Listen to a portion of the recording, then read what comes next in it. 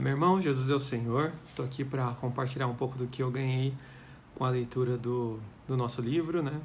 O que nos foi proposto para ler quarta-feira. O subtítulo dessa sessão é A Disputa contra o Arianismo ao longo do século IV. E aqui, né, durante essa leitura, a gente viu que aqui conta bastante da história. Eu acho que eu não vou saber contar com tantos detalhes, está tudo bem descrito aqui.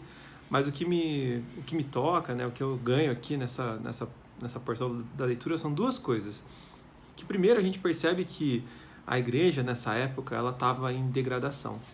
E a gente sabe que tiveram muitas coisas envolvendo desde que Constantino resolveu professar a fé cristã e tudo mais. Mas desde então não era fácil para a igreja ser edificada, ela seguir, né? Mas ainda assim, mesmo nessa época de degradação, existia uma linha da graça que estava sempre conectada a uma pessoa. Nesse caso aqui, nessa porção da leitura, fala de Atanásio. E aqui, mais no finalzinho, né, fala que a linha da graça de Deus estava conectada à história de Atanásio. Ou seja, ele foi um dos responsáveis por trazer, né, a linha da vida, a linha da profissão da fé, segundo o Concílio de Nicéia. Ele foi um dos responsáveis por manter isso, né, manter essa chama acesa. E outra coisa aqui, né, que também me chama a atenção foi a respeito de como que naquela época, né, a igreja estava tão degradada que ela estava indo para uma linha muito perigosa, né? Aqui num dos parágrafos do livro diz o seguinte: a união da igreja com o Estado fez com que a igreja não existisse mais como algo separado do mundo. A igreja, ela é santa, é totalmente separada do mundo. Mas aqui não parecia ser mais. Não era mais algo espiritual e celestial.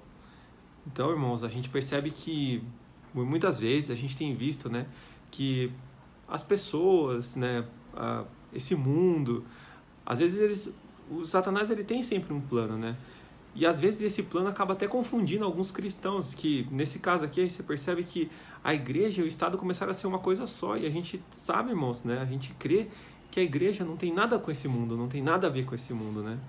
E se não fosse pela linha que Atanásio, né, trouxe de volta, imagina só a igreja indo por esse caminho de degradação, sendo uma com o Estado e tudo mais. Inclusive nos dias de hoje a gente viu muitas pessoas confundindo política e religião, muitos evangélicos cooptados por coisas de política e tudo mais.